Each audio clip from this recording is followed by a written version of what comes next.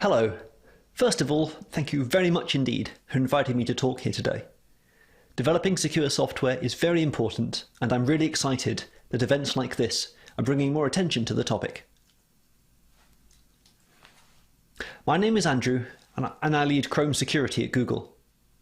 If after this presentation you have any questions, you can find me on Twitter @ARW, and I'd love to hear from you. I don't think you'll be surprised to hear me say computer security is important.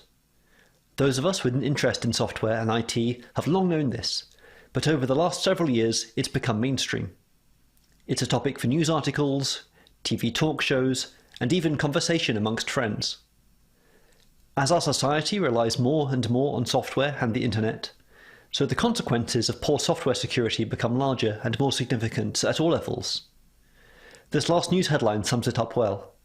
Ransomware threatens home, office, and national security. But it's not just software security that makes the news. We expect our software to work. We need our software to work. And if a school's COVID screening system is down, the effect is much the same, whether it's because of a security incident or because too many students trying to log in at the same time.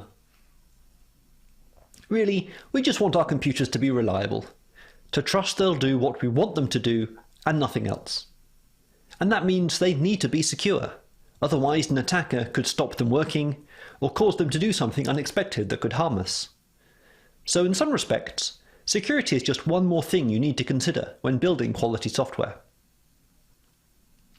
These quotes are common advice you might have heard from a security professional, but really, you can swap out the word security and it's still great advice.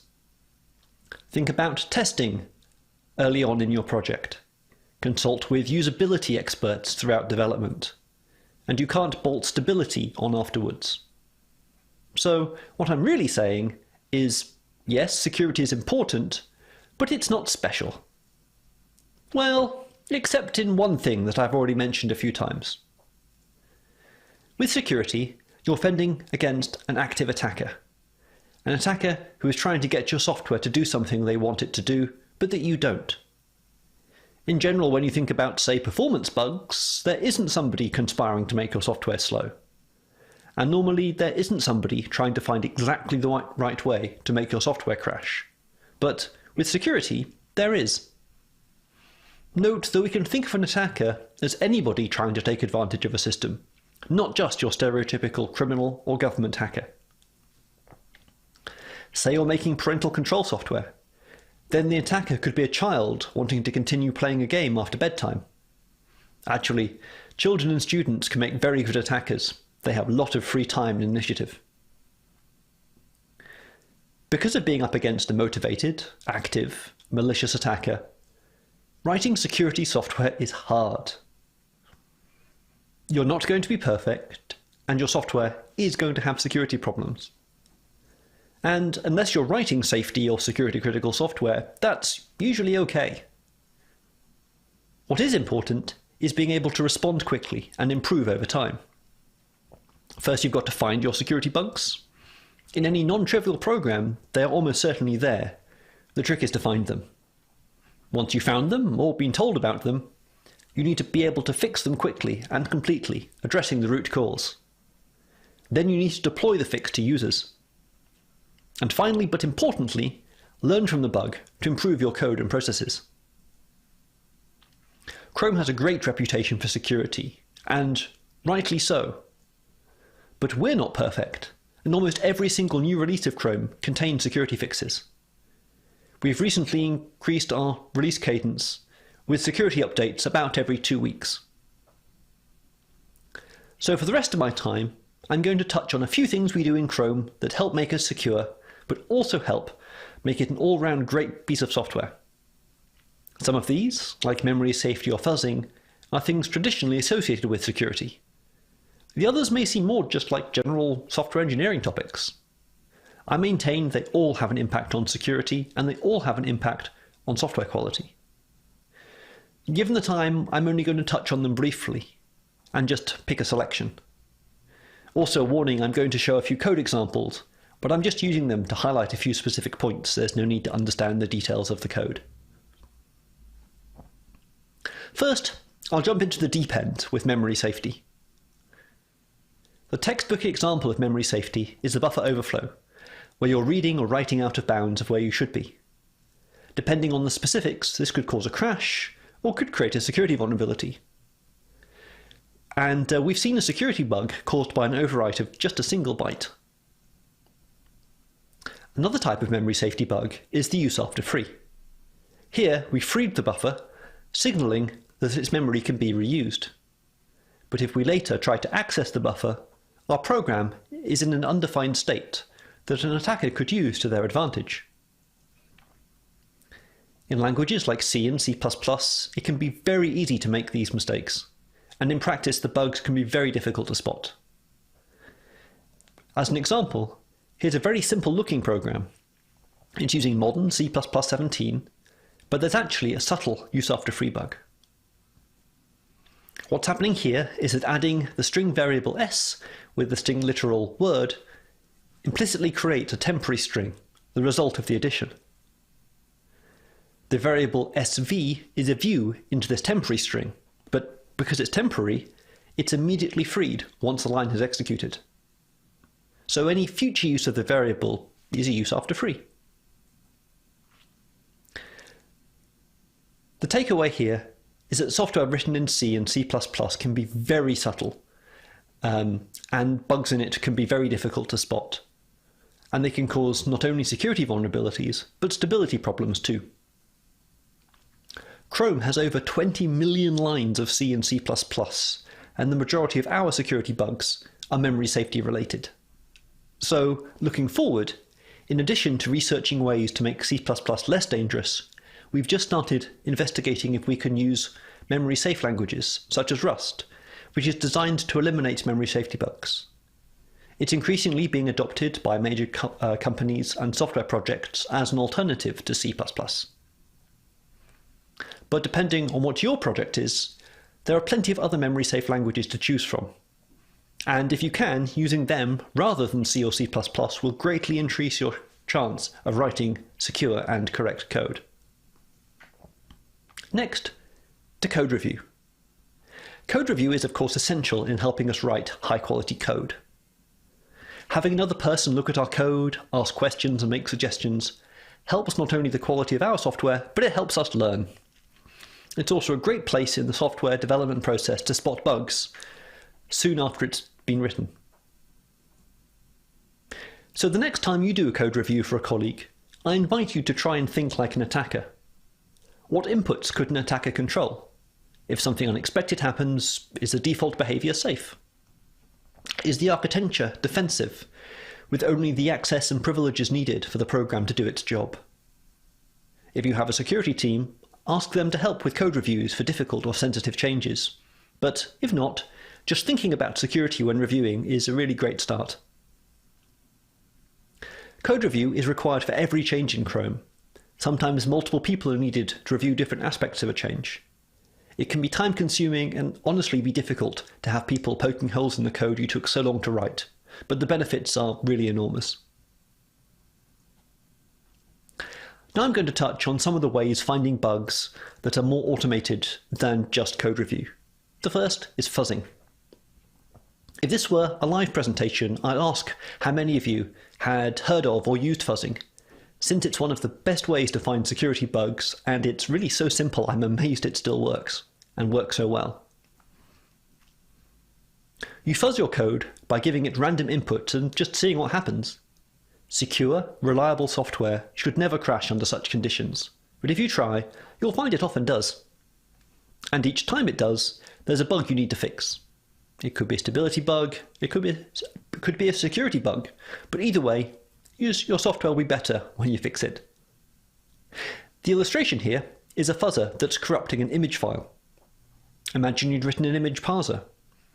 How would it cope if a fuzzer changed the lengths in a header or corrupts an arbitrary part of the file? And while this looks somewhat random, modern fuzzing engines are really clever about how they produce the test input. If you're not already fuzzing your code, there are some really easy ways to get started. The LLVM project comes with a fuzzing engine called libfuzzer, and you can create a real, useful fuzzer in about 4 lines of code. And the wonderfully named American Fuzzy Lop, AFL, is a great way to fuzz existing programs easily, and it has a cool looking dashboard while it runs. Chrome has literally tens of thousands of CPU cores running fuzz tests around the clock, and it's an area we're increasing investment in. Something that goes hand in hand with fuzzing are tools called sanitizers. Here's the code from earlier with the memory safety bug. If you just compile and run it, actually this particular code would seem to run just fine.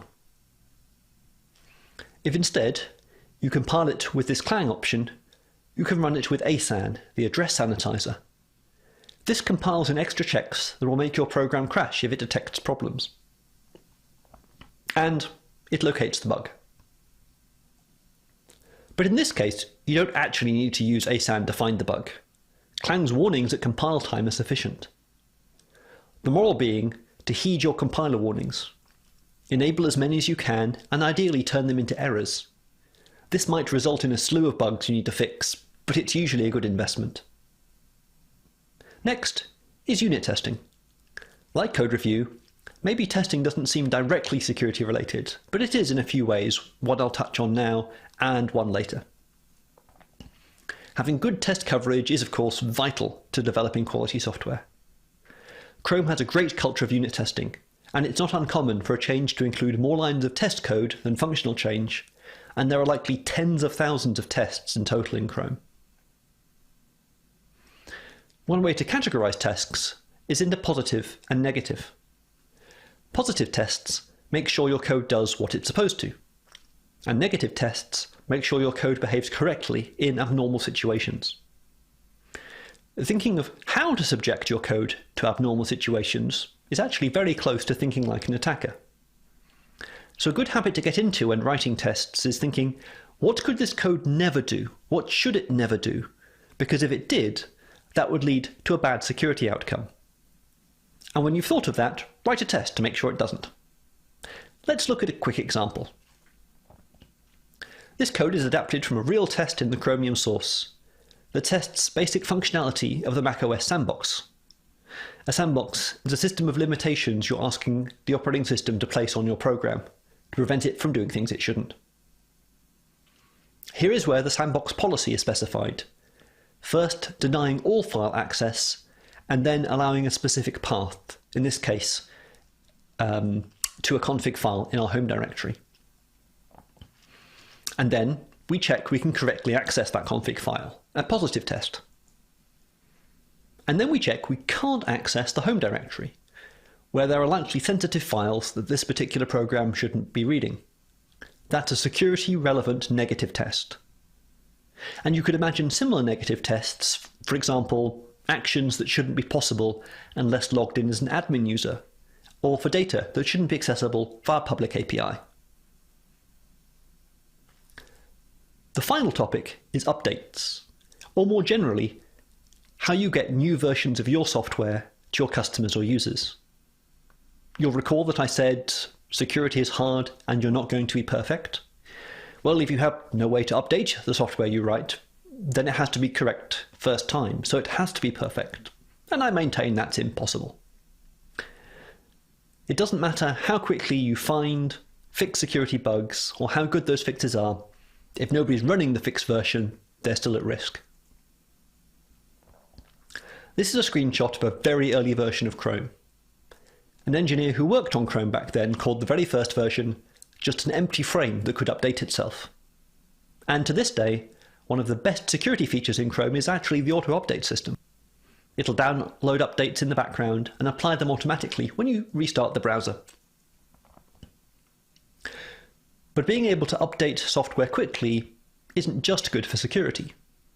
Users also benefit from functional and stability bug fixes, and they get new features more quickly. This is the second place that unit testing can help improve security. Because before you release a new version of your software, you need to make sure you haven't introduced any regressions. Having an extensive test coverage can give you the confidence to update more rapidly, either for scheduled releases or if you're doing an emergency patch for a bad software bug. But maybe you're not creating an end-user program like Chrome. Maybe you're writing a library that others depend on. The modern software supply chain is very complex, with programs having dozens or hundreds of dependencies. And each dependency can introduce latency in the time it takes for a security fix to finally make its way to everybody who needs to be protected. This also means it's critical that you update your project's dependencies often, so that you can get the benefit of the security bug fixes in those dependencies.